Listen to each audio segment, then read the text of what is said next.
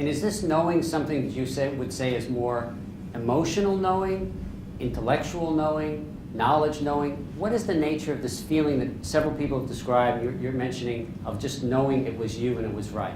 All of the above. It's a knowing that also can be proven. I suffered severely for 6 months. I have healed my pain because it's very simple. My repressed emotions of anger caused blood constriction. The blood constriction caused oxygen deprivation.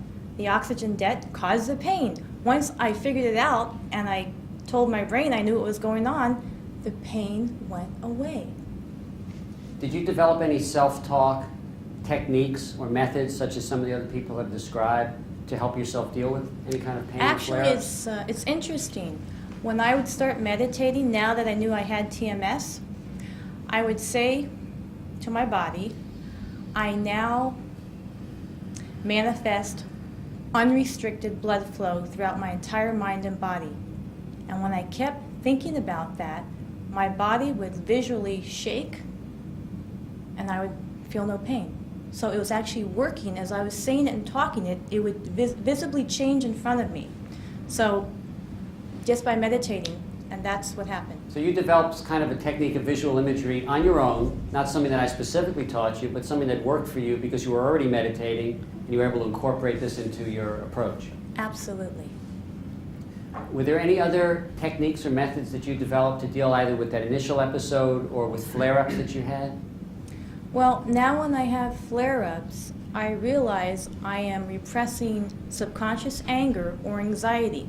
So I was working with a psychotherapist in Ventura, and when I realize what it is that I'm repressing and I bring the subconscious to the conscious mind, then the pain goes away, because then the brain doesn't have to divert the pain anymore. It doesn't have to. So when I have no repressed fear or anxiety or rage, I'm pain-free, I'm at peace.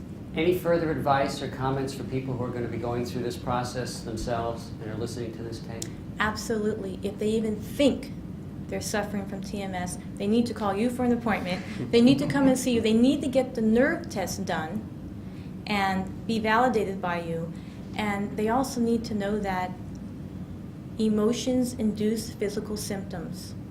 And probably 99% of what they're experiencing is due to repressed emotions, and it's causing pain. And they can heal it. They can heal their mind and their body. I'd like to move on to Justin now. Unlike a lot of the people here today, I haven't known you for very long. You came in relatively recently as a patient and had a fairly dramatic improvement quickly. And I thought it would be helpful for people to hear in someone sort of in the earlier stages, as it were, of TMS treatment or recovery. Like Carrie Beth, you did suffer from arm pain, and I'd like you to tell us a little bit about your background and how your pain began and what you were diagnosed as, etc. Okay, sure. My name is Justin. I'm 28 years old, and I first started having, I'm a pianist, not by profession, but a hobby, and I play quite seriously 2 to 3 hours a day. Played for 20 years, never really had many problems.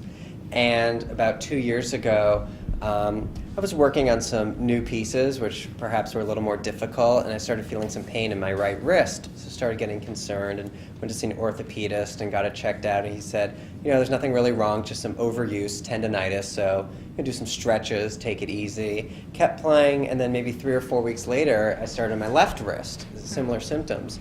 And then I started getting worried. At this point, you know, when I was telling my family, my mother said, oh, you know, it could be stress related. You're under a lot of stress. You work really hard. You know, you have long hours at your work, and then you come home and play piano, and you're very hard on yourself. And instantly, I just got very angry at her. I said, look, I know what this pain is. It's very real, and I've been stressed out my entire life. I've never had anything like this, so get away. And I just took it very personally, and I didn't feel like anyone had a right to tell me what my pain was coming from, especially if she was going to attack me from sort of this emotional point of view. And anyways, I went back to the orthopedist, and he said, well, just keep doing the stretches. And so I did them, but nothing worked. And then I started getting pain in my right elbow, and then soon after that, my left elbow. And I went back to this orthopedist again, And eventually he said, well, you know what, maybe you're just not fit to play piano. You know, I can't be a linebacker. I'll never be a football player. Some people just aren't cut out for this kind of work. And I said, well, you know, if this continues, I'm not going to be able to type either or use a computer. Are you saying that I'm just not fit? I'm 26 years old. I'm a healthy person. He said, yeah, sorry. So that was basically the end of it. And, well, I wasn't about to give up, but obviously I was very frustrated. And, you know, just a couple months later, I ended up having to give up piano completely because it just hurt way too much.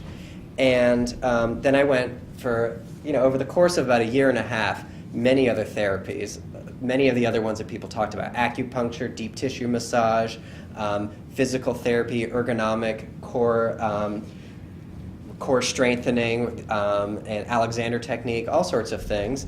And surgery was discussed by some people. I saw the best, you know, hand surgeons here, but people were sort of mixed bag. Maybe it'll help, maybe it won't, because my symptoms weren't so, it wasn't like just the elbow, you know, sort of wrist, and it was sort of diffuse.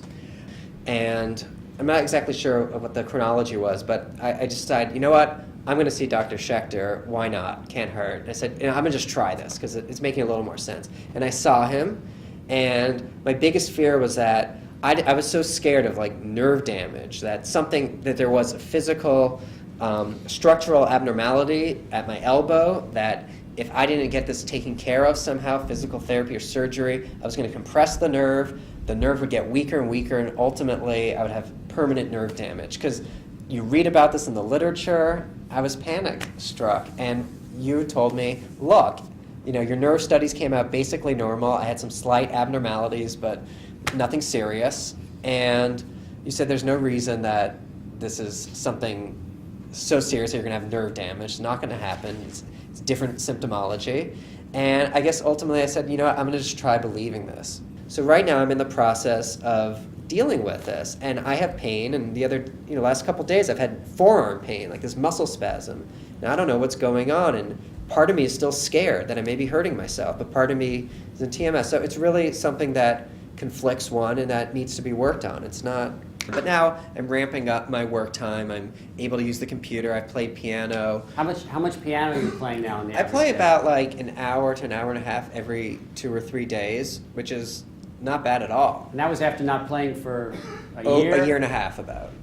And this is only 6 weeks into treatment. 6 Again, weeks. I will mention that a lot of TMS patients have a certain impatience.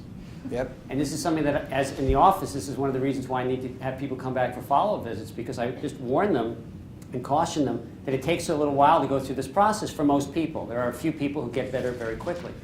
But in Justin's case, you got tremendously better in 3 or 4 days, then you had a little bit of a recurrence, and now you're 75% better. But if you really put this in perspective, 6 weeks is not that long a time. I mean, compared to all these other treatments where, I had one physical therapist where I was working for 8 months, and they were like, just stick with it, you're getting better. I'm like, well, I'm not feeling better, and eventually I just gave up. But, right. After 2 years of total disability almost. I recall the first time you came in to see me approximately 6 weeks ago, that you even had a hard time shaking my assistant's hand. Oh, yeah. No. And your hands were held sort of stiffly at your side. You were afraid of gripping and holding your things. And look at you now. You're very expressive in how you speak, and you use your hands, and you're using the mouse, and you're typing, and you're using the piano. And really, that's a dramatic improvement. Yeah. What have you been talking to yourself about in terms of giving yourself a message that this pain can go away the rest of the 25% that's left, and that it is TMS? It's very difficult. There's a reluctance within me to do that. And like Carrie Beth, I'm working with the psychotherapist Don Dubin to work on these things. But it's sort of challenging, and I'm sort of split. Obviously, I don't want this pain. I want to play piano for 4 hours and not worry about it. But I'm still conflicted as to, I don't know. Sometimes I'll talk the talk and I'll say, go away, get rid of this pain, it's just TMS. And then just as many times I say, uh-oh, I may be injuring myself. Why hasn't it gone away? Maybe I do have some nerve compression. So it's not so easy. The good news is you're 75% better. Of course. The good news is you're not spending thousands of dollars on other kinds of physical treatments. The good news is you're not going for surgery.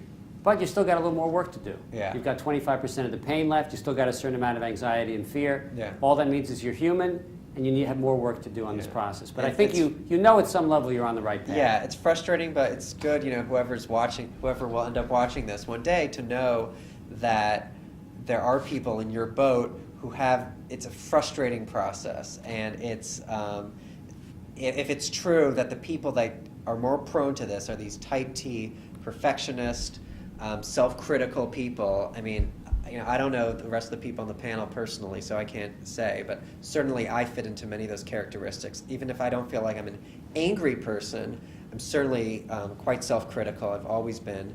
And so therefore, if I still have that 25%, I therefore take that frustration and put it back on myself and say, I'm not doing something right, there's something wrong with me, because if I was doing everything right, I'd be 100%.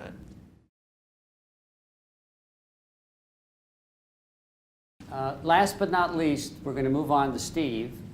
And we've spoken to people today who have had back pain, upper back, neck, and arm pain, spinal surgery and persistent pain, back and neck pain, and another patient with arm pain and an inability to play the piano. Now we're moving on to somebody with a completely different type of pain, but which, despite years of suffering from, was able to get over it through this approach. So, Steve, tell us a little bit about that. Yeah, my name is Steve. I live here in Los Angeles. I work in the media. The way this goes is 1996 I had routine abdominal surgery. And I woke up from the surgery, bang, in number 10 pain. Down my thigh, in my abdomen. And I knew I was in trouble when they gave me 2 Vicodin, and it didn't put a dent in it. So I had the opposite experience, which is I had a lot of doctors say to me, there is nothing wrong with you, because I had a really good surgeon and he couldn't have screwed up. So I tried everything at the time to get myself to heal. So I spent a lot of time at the UCLA Medical Library, and I get to the point where I know more about these nerves than just about every doctor I can meet. And I realized that I have to do something, and or I'm not gonna keep on living. And so I've seen at this point maybe 20 surgeons, the tops in the United States of America. I've flown around the country 3 times by myself. And the best I get is 60% odds of ever having a life back. And I talked to the top surgeon at Cedars-Sinai, and he says, well, I'll give you 70%. And I said, well, what happens if I'm in the other 30%? And he says, suicide. I form a relationship with this surgeon who was very nice to me. He was incredibly nice to me. And he took a real interest in my case, and he gave me between 70 and 80% chance. And he was going to cut 2 major nerves, and I said, could you please just cut 1? He was so impressed with my medical knowledge that I actually gave a small lecture at Johns Hopkins, and I knew more than quite a few of the doctors that were in the room. What happened was I went ahead with the surgery, and I have to say that, at this point, the pain had worn such a path in my head that it was as if you went to the dentist and he was drilling in your tooth, and it was excruciating pain. I had that pain nonstop for 2.5 years, ran all down my leg, up through the side of my abdomen. Many times I said I couldn't stand it. I went to emergency rooms. I mean, I was on the heaviest meds imaginable. So anyway, he said, I'm going to cut your nerves because we'll never find the source of the pain. So the only thing we can do is cut your nerves. And so I woke up from the surgery, and I looked at him and I said, you got it. I know you got it. And because the pain's gone. You had had the surgery. Yep, I'm almost there. He had buried the nerve to the point that he said to you at this point, there's no way this nerve can cause the pain Yep. anymore. Yep. And then tell us, kind of fill us in at that point. Okay, so what happened was I got better. And then the strange thing, as in in your surgery, after being better for a period of months, the pain came back. Not exactly the pain, but that style of pain. And that was really the worst time of all, because I couldn't deal with it, having gotten over it and having it come back, and I couldn't. And I actually talked to some of the other surgeons. I talked to my old surgeon, and no one would see me anymore at that point, because they won't operate on you for these problems more than 3 or 4 times. After that, they just won't touch you. And my surgeon, the guy who did this wonderful job on me, said, you have to be free of the pain. You have to want to live without pain. And I was convinced that it was in my head, that what had happened was that my ability to feel pain had become so enormous that it had occupied so much of my life that I really couldn't live without some kind of pain like that. And that was the time when I went back to Sarno's books, because I thought it's got to be in my mind. And then I discovered Dr. Schechter, and my surgeon was all for it, that I pursue this route. And I started the workbook, and I saw a psychiatrist and a psychologist, and I got totally over it. Totally, completely over it. I mean, to the point where it's just not even on the radar in any shape, way, or form. And this is the first time I've talked about it in a long time. And but the funny thing is, TMS comes back to me in other parts of my body, but it's in a small ways, whether it's back pain or hand pain, and but somehow that I can avoid the thinking that gets me involved with the big time pain problem. That's just gone. I want to understand how you think the pain went from gone with the surgery, back up to severe enough to use a lot of medications again a few months later, and then what happened after you came to the office that you think then transformed it again to where it's basically not an issue? I think the painful aspects of your life in other areas, relationships, careers, your past as a child, can sort of infect the parts of your brain that deal with physical pain. So it's as if one can trigger the pain, the worst physical pain you can get, by thinking of the worst pain you've ever had, emotional pain, in a relationship or growing up.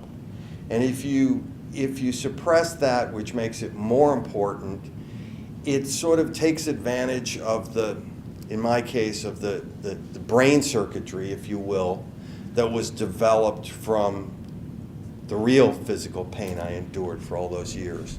So to me, it's not a question of